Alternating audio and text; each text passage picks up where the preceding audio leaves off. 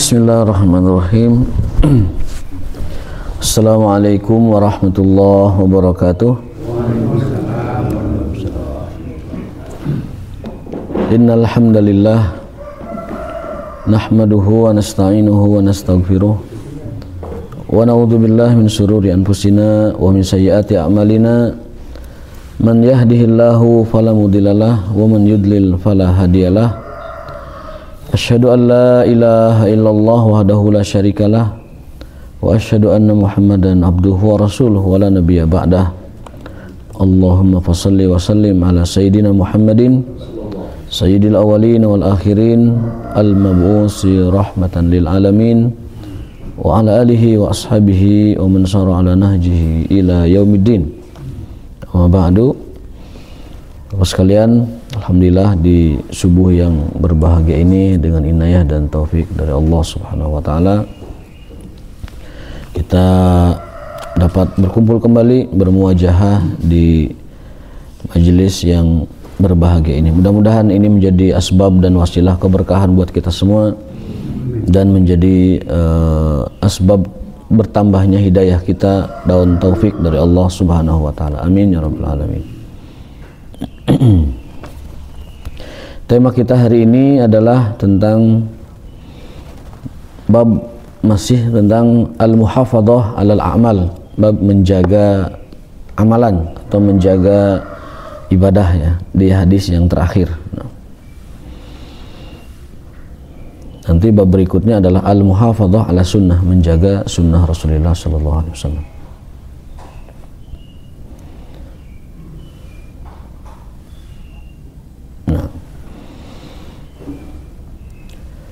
Hadis nomor 153.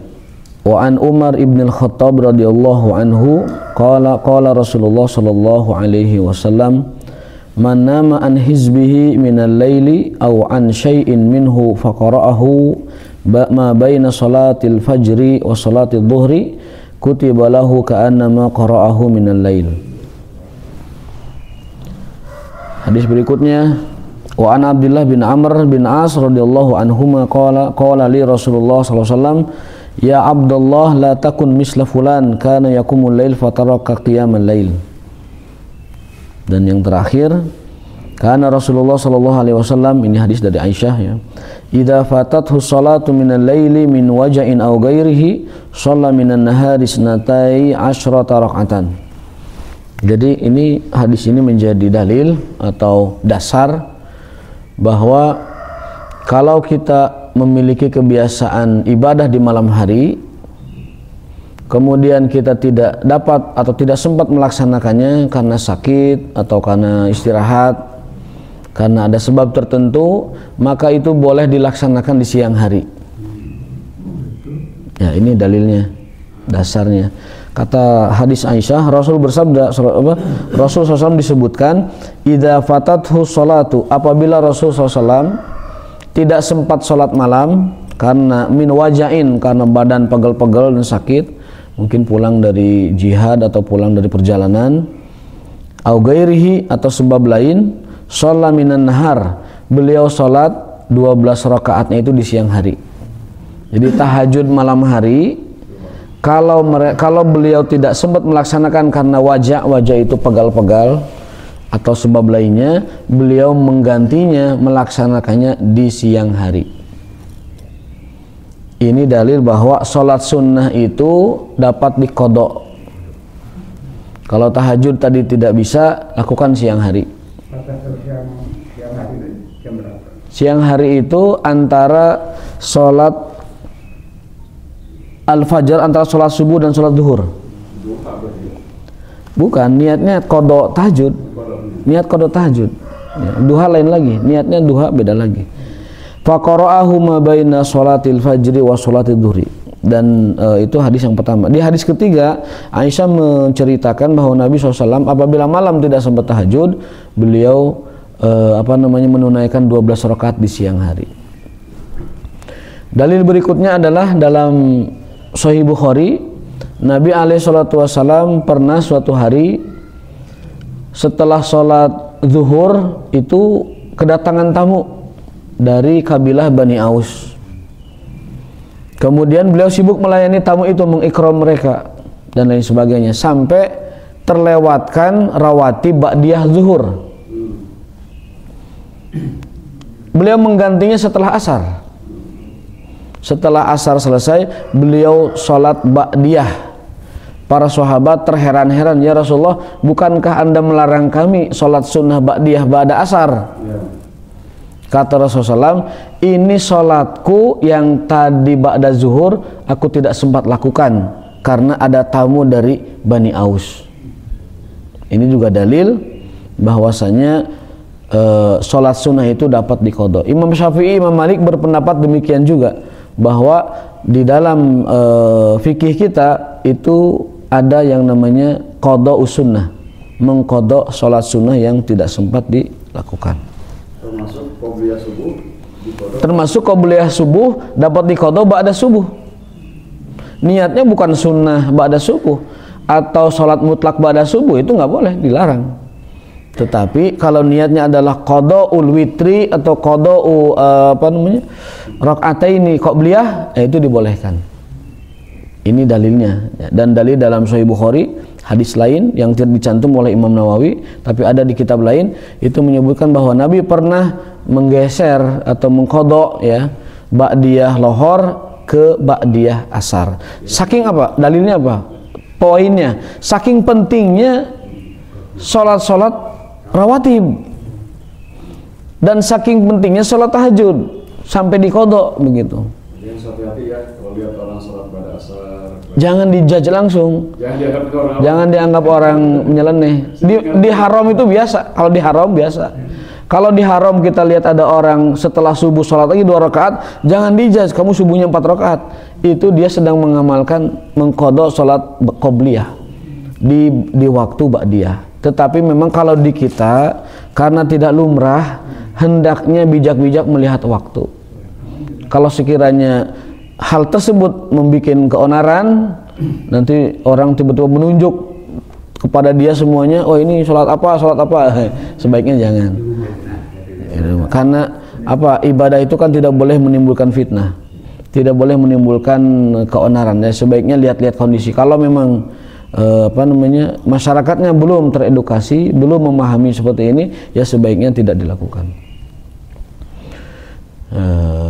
Ada lagi hadis Nabi SAW, beliau berpesan, ini sering saya sampaikan, bahwasanya tidak ada sholat sebelum rakaat subuh jika telah azan subuh selain qobliyah subuh. Ini saya masih melihat ada. Nabi berpesan, la tusallu ba'da fajri illa raka'atayil fajri. Janganlah kalian sholat janganlah kalian sholat apapun setelah azan subuh kecuali qobliyah subuh. Ini larangan, dan ibadah itu kan dasarnya perintah, ittiba. Dasar dari kita beragama, dasar kita menjalankan ibadah atau penghambaan, pengabdian kepada Allah, dasarnya adalah ittiba. Dan Nabi di dalam hadis larangannya menyebutkan jangan sholat apapun setelah azan subuh kecuali 2 rakaat qobliyah subuh. Artinya apa? Artinya tahiyatul masjid sudah diwakili oleh qobliyah subuh sekaligus. Artinya sholat mutlak, sholat taubat, sholat hajat, sholat apapun sudah diwakili oleh sholat qobliyah subuh. Jadi setelah azan subuh mah hanya rakaat qobliyah subuh saja, tidak ada sholat lain. Saya masih melihat ada orang mungkin alasannya memanfaatkan waktu, ya, alasannya mungkin memanfaatkan waktu. Ini baru qomat 8 menit lagi, sholat sunnah. Nah, hal semacam itu untuk subuh khusus tidak dianjurkan. Khusus subuh, khusus sholat subuh tidak dianjurkan. Dalam suatu asar, dalam suatu asar disebutkan Al-Imam Sa'id bin Jubair, seorang mufassir besar, ulama besar di kalangan sahabat, di kalangan tabi'in, melihat ada anak muda sholat semangat semangat sekali sholat sunnahnya. Setelah azan subuh dia sholat segala macam, tahiyatul masjid, hajat, taubat, kemudian mutlak, disolat semua. Ditegur oleh Imam Sa'id bin Jubair radhiyallahu taala anhu, anak muda, apa yang Anda lakukan? Memperbanyak sholat sebelum subuh, padahal ada larangannya selain qobliyah subuh. Anak muda itu malah naik emosinya maksudnya, bukan naik tangga, naik emosinya, dan mengatakan, Tuan Imam, apakah saya akan diazab Allah gara-gara banyak sholat? Gitu, naik anak muda itu, karena nggak tahu ilmunya. Apakah saya akan diazab Allah gara-gara banyak sholat sunnah? Kata Imam Sa'id bin Jubair, bukan begitu anak muda. Allah tidak akan mengazab kamu karena banyak sholat, tapi bisa jadi Allah menghukum kamu karena kamu menyelisihi perintah Rasul SAW. Karena kamu menyelisihi larangan Rasulullah SAW. Kata Rasulullah, jika kalian telah mendengar azan subuh, hanya qobliyah subuh saja yang kamu lakukan. Tidak ada sunnah-sunnah lain, khusus sholat subuh. Kalau itu tahiyatul masjid Include. itu masuk. Iya. Boleh tanyakan tuh. Oh iya, boleh. Include, Mas. Include itu bahasa Sunda, include include itu tuh. Termasuk gitu, tercover. Ya itu jadi khusus untuk sholat subuh. Wala zuhur silahkan, waktu panjangnya diisi dengan sholat sunnah lain, sholat sunnah Daud mutlak ataupun apalagi taubat atau hajat silahkan, atau tahiyatul masjid, atau memperbanyak sholat mutlak yang kita perlukan silahkan. Tapi untuk subuh, hikmahnya apa? Hikmahnya saking agungnya 2 rakaat qobliyah subuh. Karena Rasul ketika musafir juga, bahkan ketika safar seberat apapun, qobliyah subuh tidak pernah beliau tinggalkan. Sunnah lain ditinggalkan kalau lagi safar, tidak dilakukan kecuali qobliyah subuh. Nah, kenapa? Karena saking dahsyatnya ibadah 2 rakaat subuh. Bukan hanya itu, bahkan motivasi beliau itu hadisnya itu rakaatil fajri khairun minad dunya wa ma fiha. Sesungguhnya 2 rakaat subuh adalah lebih baik dari seluruh dunia dan isi-isinya. Jadi orang yang paling kaya secara hakikat di dalam pandangan Allah Ta'ala adalah orang yang menunaikan 2 rakaat sebelum subuh. Itu orang yang hakikat benar-benar kaya di hadapan Allah Subhanahu wa Ta'ala, karena dia lebih baik dari dunia dan seluruh isinya. Lebih baik dari keluarga kita, lebih baik dari anak keturunan kita, lebih baik dari harta benda kita, lebih baik dari seluruh apa yang ada di dunia ini antara langit dan buminya. 2 rakaat subuh. Maka muazzin dalam hal ini mesti lebih bijaksana. Meskipun waktu antara yang disepakati oleh kita habis, tetap harus nengok ke belakang. Jangan-jangan masih ada jamaah kita yang 1 rakaat lagi atau sedang ruku ingin menamatkan, mendingan ditunggu dulu. Toh kita juga tidak dikejar apa-apa. Jadi mending ditunggu. Bahkan kalau kita lihat seperti di negara tempat saya kuliah, itu waktunya bahkan lebih panjang. Memberi kesempatan kepada para jamaah makmumin untuk semuanya dipastikan mendapatkan 2 rakaat sebelum subuh sampai ditunggu, kan begitu. Jadi lebih baik memperhatikan dulu di belakang apakah ada yang masih sunnah qobliyah atau tidak, supaya semuanya dapat qobliyah. kalau enggak menjalannya ada unsur dosa Enggak ada kan sunnah? Sunnah tidak ada. Kecuali kalau dia sengaja, saya mah teu beuki sunnah Rasul, bisa dosa itu. Saya mah tidak suka sunnah misalkan, itu dosa. Atau akibat kan dulu pernah ada aliran namanya Qur'aniyun, mungkin pernah dengar.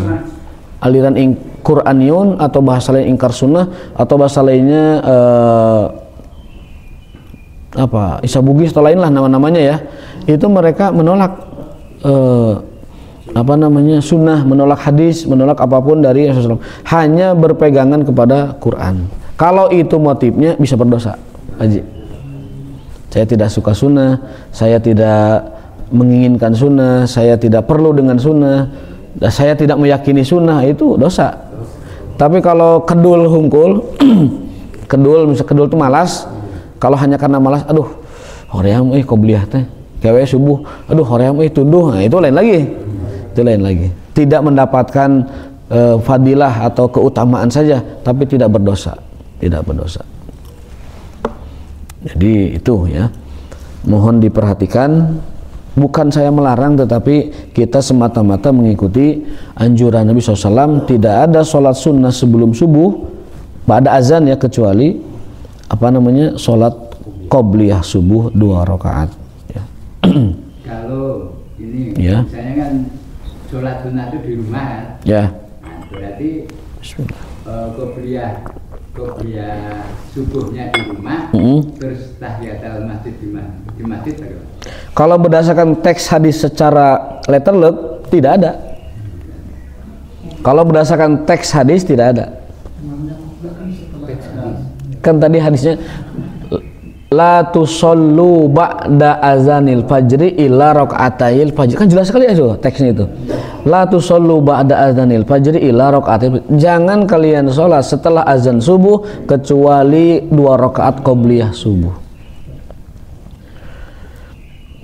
Itibah ya Mas. Jadi mencukupi dengan hal itu. Ya kan pahalanya sudah dapat, ngapain capek-capek? Nah, itu kan sudah dapat pahalanya. Jadi beribadah itu kadang kita tidak memakai perasaan terus, harus pakai ilmu. Kata Nabi, tidak ada jangan kalian sholat setelah azan kecuali 2 rakaat qobliyah subuh. Kita terima itu gitu. Kita terima itu. Kalau lihat letterleknya, kalau lihat pemahamannya bisa jadi pemahamannya beda-beda. Tetapi kalau lihat teks hadis secara apa adanya, itu Nabi SAW melarang kita untuk 2 rakaat sebelum subuh kecuali rakaatnya subuh. Kita kembali ke hadis kita bahwa apabila ibadah malam tidak dapat kita tunaikan di malam hari, maka kita dapat menggantinya di siang hari. Ibadah rawatib yang kita tidak dapat lakukan pada waktunya, kita melakukannya di waktu lain, atau yang sering disebut oleh para ulama sebagai qada'us sunnah, mengqada' sholat sunnah. Mazhab apa yang mendukung adanya qada' sunnah? Kalau yang saya baca, qada'us sunnah itu ada di dalam fikih Syafi'i dan ada di dalam fikih Maliki. Berbeda dengan mazhab lainnya mungkin, tapi karena kita menganut fikih Syafi'i, hal tersebut tidaklah menjadi masalah karena ada di dalam catatan mazhabnya. Berikutnya adalah al-muhafazah ala sunnah wa adabiha. Bab tentang perintah menjaga amalan sunnah serta adab-adabnya. Allah Ta'ala berfirman, a'udzubillahi minasyaitonirrajim, wa ma atakumur rasulu fakhudhuh wa ma nahakum anhu fantahu. Al-Hasyr ayat 7. Allah Ta'ala berfirman, apa yang datang dari Rasulullah ambillah itu, ittiba, lakukan, ikuti, turuti. Wa ma nahakum anhu fantahu, dan apa yang dilarang olehnya, oleh Rasulullah, maka tinggalkanlah. Jadi inti beragama itu adalah menjalankan perintah dan meninggalkan larangan. Wa qala ta'ala wa ma yantiqu 'anil hawa in huwa illa wahyun yuha, bahwa apa yang dikatakan Rasulullah seluruhnya adalah wahyu dan bukan berasal dari hawa nafsunya. Wa qala ta'ala qul in kuntum tuhibbunallaha fattabi'uni yuhibbukumullah wa yaghfir lakum dzunubakum, bahwasanya yang namanya mencintai Rasulullah SAW, kata ayat ini adalah caranya dengan ittiba'ur rasul, mengikuti Rasulullah SAW. Kata siapa? Kata Allah Ta'ala,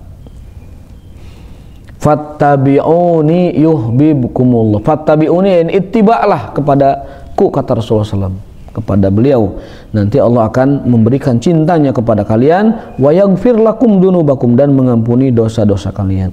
Ingin dosa kita diampuni, ittiba kepada Rasul.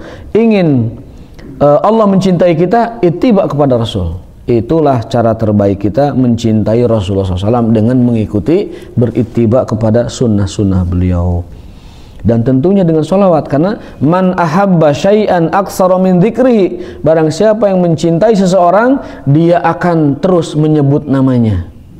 Kalau kita memang benar mencintai Rasulullah, tanpa banyak sholawat diragukan cintanya. Kalau kita benar-benar mencintai beliau, maka tandanya adalah kita memperbanyak sholawat kepada beliau. Allahumma sholli ala Muhammad wa ali Muhammad. Itu adalah bukti cinta kita kepada Rasulullah SAW.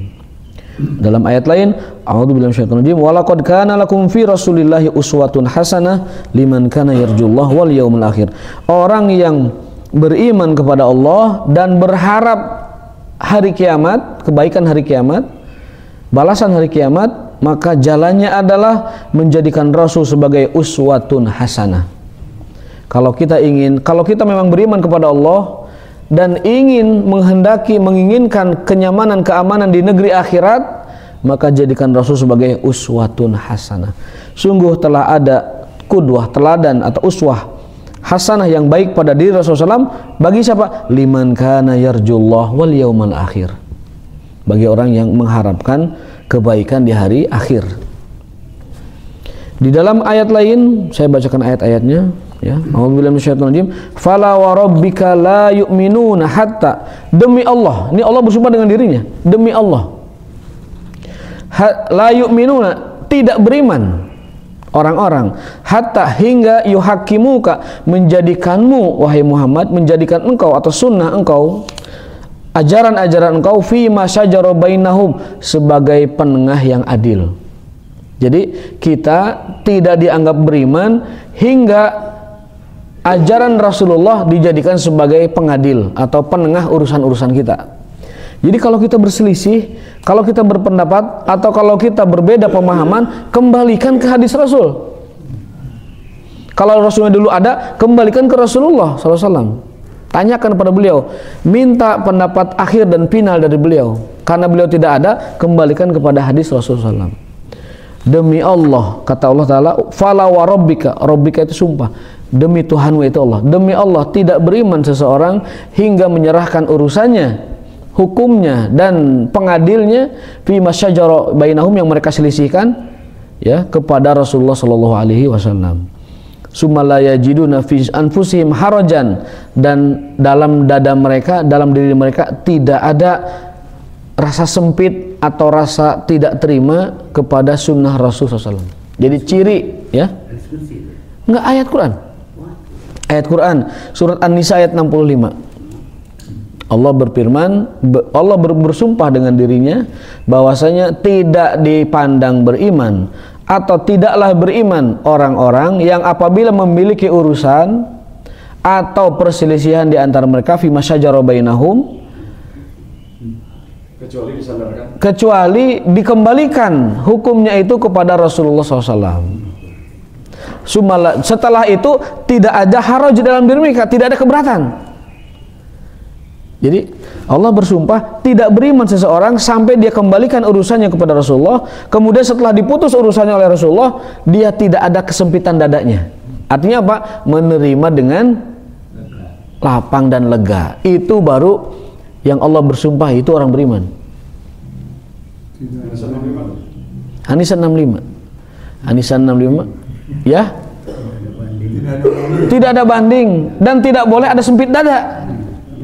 Summa la yajiduna fi anfusihim harajan mimma qadaita wa yusallimu taslima, dan pasrah sepasrah-pasrahnya.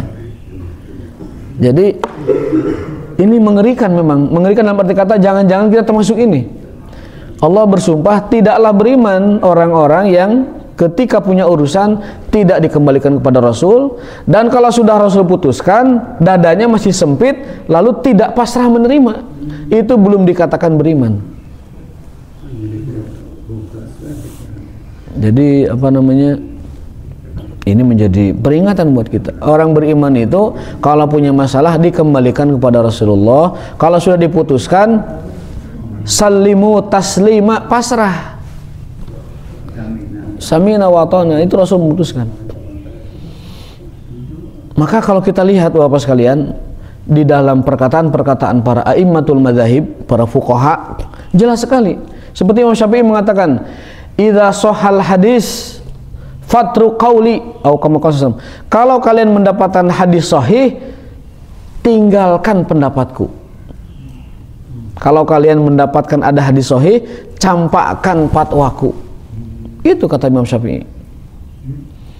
Para imam yang lain, Abu Hanifah, Imam Malik, Imam Ahmad, Imam Syafi'i radhiyallahu ta'ala anhu ajma'in mengatakan, idza shahhal hadis fahuwa madhhabi. Kalau ada hadis sahih, itulah mazhabku. Kalau ada hadis sahih, kalian dapati ada hadis sahih, itulah mazhabku. Dan tinggalkan perkataan-perkataanku jika kalian telah menemukan hadis sahih. Karena kenapa? Karena para ulama juga, kenapa mereka berfatwa dan berpendapat, sebenarnya mereka mengambil dari hadis. Gitu. Jadi kalau hadisnya sahih, ada pendapat ulama berbeda, ya ditinggalkan. Idza shahhal hadis bahwa madhhabi. Kalau ada hadis sahih, maka ambillah, maka itulah mazhabku. Jika kalian mendapati hadis sahih, campakkan pendapatku.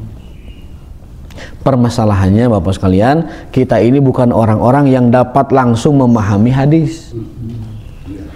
Maka kita perlu mazhab.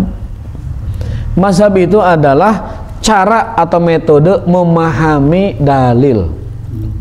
Mazhab adalah cara dan metode memahami dalil. Saat kita mengikuti mazhab, niat kita mengikuti dalilnya. Karena yang memberi pahala yang punya dalil, bukan ulama yang ngasih pahala. Yang punya dalil siapa? Allah Ta'ala. Kita mengikuti mazhab itu hakikatnya mengikuti dalil, karena yang punya hukuman dan reward, balasan, itu yang punya dalil. Yang punya surga, punya nerakanya yang punya dalil, Allah Subhanahu Wa Ta'ala. Bukan ulama itu sendiri. Ulama itu membantu kita, membimbing kita, mengguidance kita supaya kita tepat dan benar memahami dalil tersebut. Sekali lagi, mazhab adalah metode dan cara, sarana mudah untuk memahami dalil. Orang akan tersesat jika tidak bermazhab. Orang berpotensi dan dapat tersesat jika tidak memahami agama lewat mazhab. Itulah pentingnya kita memahami agama lewat para ulama, itu demikian, supaya tidak tersesat. Tapi kalau kita sudah nyampe derajat ulama, kita harus berijtihad sendiri. Kalau kita sudah nyampe derajat ulama, maka kita tidak boleh taklid kepada mazhab. Kalau kita sudah memiliki kecukupan untuk berijtihad. Namun karena kita belum memiliki kecukupan berijtihad, karena syaratnya berat, maka kita bertaklid dulu sementara ke mazhab. Sampai kita nyampe derajat ulama. Pertanyaannya, iraha deh orang nyampe derajat mazhab. Asa nama, aduh, juz ama wae papaletotan, lain hafalan bacaan papaletotan. Jadi jauh, masih bagai bumi langit dengan kualitas para ulama, sehingga ya udah kita ikut saja pendapat mereka. Bacaan yang rutin saja kita belum tentu betul semua, kan begitu. Sementara syarat menjadi syurutul ijtihad itu banyak sekali, ada belasan ya. Kita satu pun kayaknya can aya hiji jacan gitu kan, tidak sampai. Baik, itu An-Nisa 65. Kalau yang yang ittiba itu adalah Ali Imran 31. Ayat dalil tentang kewajiban ittiba itu adalah Ali Imran 31.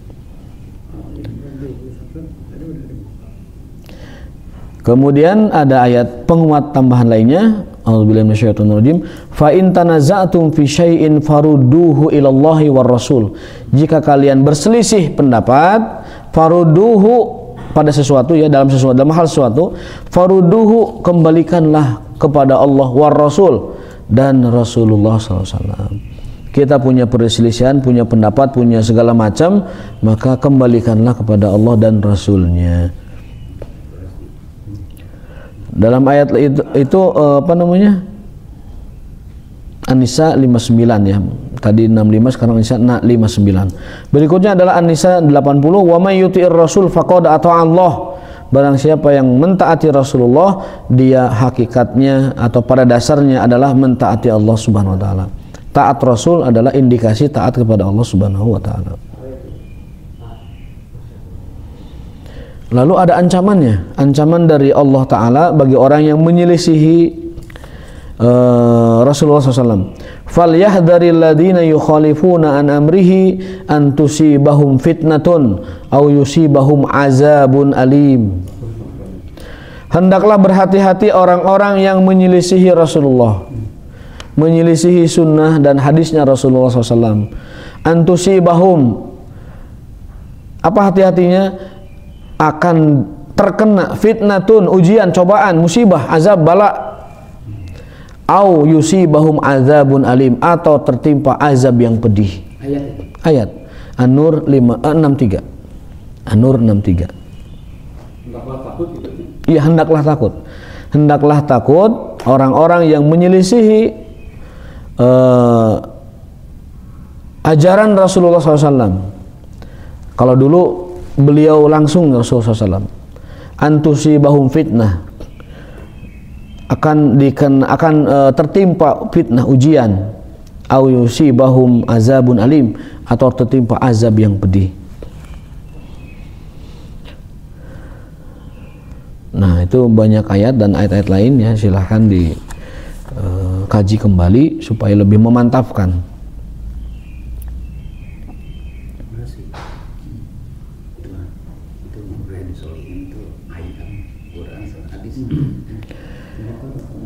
Berikutnya adalah hadis Abu Hurairah radhiyallahu taala anhu, bahwasanya Rasulullah SAW bersabda, "Da'uni ma taraktukum fa inna ma ahlaka man kana qablakum kasratu su'alihim wa ikhtilafuhum ala anbiya'ihim."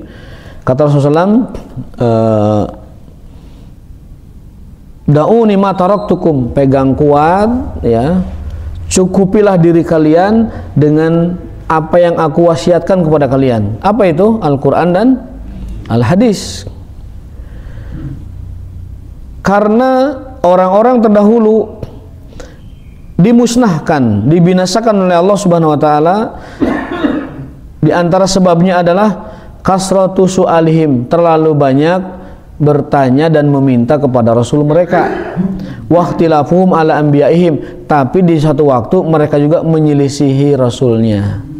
Orang dulu itu banyak bertanya, banyak menanyakan tentang hukum dan segala macam, tapi kalau sudah ada hukumnya, mereka juga di waktu yang sama paling banyak mengingkarinya. Surat As-Saff itu buktinya. Orang munafik, orang Yahudi tiap hari nanya kapan jihad. Setelah turun perintah jihad, pangheulana maleos.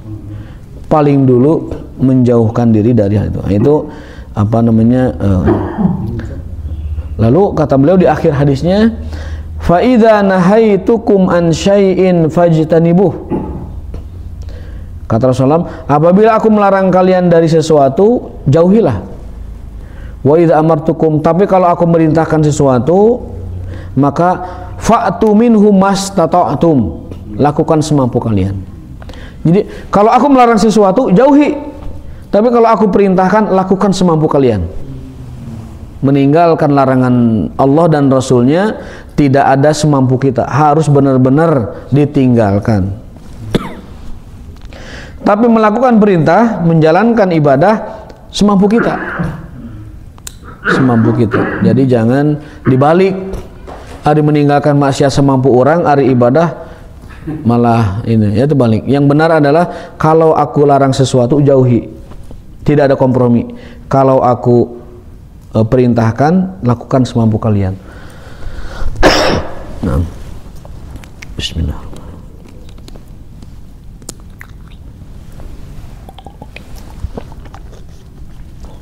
Ya, itu hadis yang pertama. Larangan menjauhi, kalau perintah semampu kita, semampu kita. Nah, ini hadis yang populer nih, ada di Arba'in Nawawiyah juga, yang mungkin banyak disalah artikan ya. An Abi Najih al-Irbadi ibni Sariyah radhiyallahu anhu qala wa adana Rasulullah SAW mau'izatan balighatan wajilat minhal qulubu wa dharafat minhal uyunu. Abi Najih al-Irbad meriwayatkan dari Rasulullah SAW bahwasanya suatu hari Rasulullah SAW memberikan pelajaran ataupun mau'izah yang sangat penting sekali, sampai membuat hati kami berguncang bergetar dan mata kami bercucur air mata. Sedih hatinya. Karena itu wasiat Rasul terakhir. Ya, yang didengar oleh Abi Naji Al-Irbad radhiyallahu ta'ala, perawi hadis. Faqulna ya Rasulullah ka'annaha mau'idhatun muwaddi'in fausina. Ya Rasul, sepertinya ini perpisahan kita. Sepertinya ini nasihat terakhir engkau kepada kami.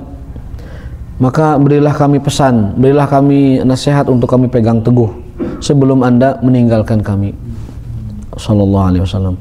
Nabi bersabda, berwasiat ya, usikum bitaqwallah. Aku wasiatkan kalian agar senantiasa bertakwa kepada Allah. Wasam'i wa ta'ah, dan patuh taat. Samina wa ta'na. Wa in ta'ammara alaikum abdun, meskipun yang memerintah kalian adalah seorang budak sahaya dari Habasyah, hitam kelam dan tidak ada tidak ada istilahnya, tidak ada hal keduniaan yang dia miliki gitu. Fa innahu wa ya'ish minkum fasayara ikhtilafan katsira, karena suatu hari nanti akan terjadi perpecahan yang sangat sengit, sangat banyak. Kita aja kata Nabi kan umat Islam terpecah 73 golongan. Karena mungkin kita bisa saksikan. Fa alaikum bisunnati wa sunnatil khulafa'ir rasyidin. Maka pesan Rasul, pegang teguh sunnahku dan sunnah para khalifah khulafa'ur rasyidin. Jadi sunnah itu ada dua, ada sunnah Rasulullah, ada sunnah para khalifah khulafa'ur rasyidin yang 4. Ya. Asar, kalau perkataan mereka namanya asar, tapi kedudukan mereka namanya khulafa'ur rasyidin. Khulafa pengganti Rasul, rasyidin yang dapat petunjuk. Nabi berpesan, alaikum bisunnati wa sunnatil khulafa'ir rasyidin. Pegang teguh sunnahku dan sunnahnya para khulafa rasyidin. Siapa mereka? Abu Bakar, Umar, Utsman, Ali radhiyallahu taala anhum ajma'in. Tarawih itu sunnahnya Umar. Kita ikuti. Tarawih, pelaksanaan tarawih seperti kita formatnya sekarang, itu sunnahnya Umar bin Khattab. Kita ikuti. Dan ada hadis induknya, yaitu salat tahajud, qiyamul Ramadan, man qama Ramadhana imanan wa ihtisaban ghufira lahu ma taqaddama min dzambi. Lalu Umar mencontohkan praktiknya itu dengan cara tadi mengumpulkan kaum muslimin dalam satu imam dan dinamailah salat itu dengan salat tarawih. Jadi salat tarawih itu adalah sunnah Umar bin Khattab radhiyallahu taala anhu. Bisa disebut bid'ah hasanah? Kalau istilah bahasa bisa disebut bid'ah hasanah. Bisa disebut bid'ah hasanah. Bilal bin Rabah meskipun bukan khulafaur rasyidin, tapi kebiasaannya disetujui Nabi.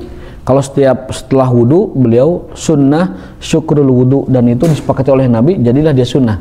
Nah, begitu. Adu 'alaiha bin nawajid.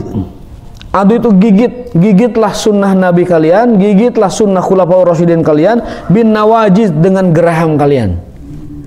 Jadi kita memegang sunnah, memegang hadis Nabi dan juga asar para sahabat khulafaur rasyidin terutama, gigitlah dengan jari supaya tidak lepas. Wa iyyakum wa muhdatsatil umur, dan hati-hati dari perkara yang diada-adakan tanpa ada dasarnya.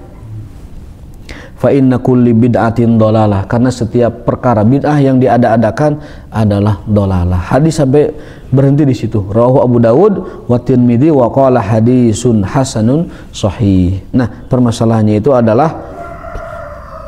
adalah kadang sebagian orang menempatkan perkara yang khilafiyah dan mengklaim atau mencapnya sebagai bid'ah. Perkara yang masih para ulama berbeda pendapat langsung dicapnya bid'ah. Ini yang perlu diwaspadai. Jangan sampai kita mudah sekali membid'ahkan orang lain hanya karena ada ikhtilaf di kalangan para ulama. Sikap yang baik adalah menghormati perbedaan pendapat ulama dan menjelaskan apa adanya. Ini kata imam ini begini, kata imam begini, ini dalilnya, ini dalilnya. Lantas tidak langsung, oh ini bid'ah, nggak bisa, kan ada dalilnya. Yang dipahami oleh ulama ini begini kan begitu. Selama ulama itu ada dalilnya, maka itulah yang disebut dengan perbedaan umatku adalah rahmat. Meskipun itu bukan hadis tapi asar, tetapi itu maknanya benar. Perbedaan umatku adalah rahmat. Artinya perbedaan yang berpondasi pada dalil, begitu. Masalahnya kadang ada orang yang mungkin belum baca dalilnya, belum pelajari dalilnya, belum sampai hadisnya kepada dia langsung ngecap itu bid'ah. Buah macan apa? Can maca buku nak buah mah. Can maca kitab nak. Akhirnya banyak sekali orang yang membid'ahkan amalan orang lain sampai bikin buku judulnya itu adalah kumpulan bid'ah orang-orang sekitar kita gitu. Sampai 500 bid'ah termasuk bid'ah sajadah. Termasuk bid'ah sajadah, bid'ah apa nih kaligrafi, bid'ah menyebut istilah A, istilah B. Itu terlalu tasahul dalam mencap amalan itu bid'ah ya. Patokan kita tidak seperti itu. Selama ada dalilnya maka itu ikhtilaf yang membawa rahmat. Hadanallahu ikum ajma'in wa barakallahu fikum. Subhanakallahumma bihamdika asyhadu an la ilaha illa anta astaghfiruka wa atubu ilaik. Wal afu minkum. Wassalamu alaikum warahmatullahi wabarakatuh.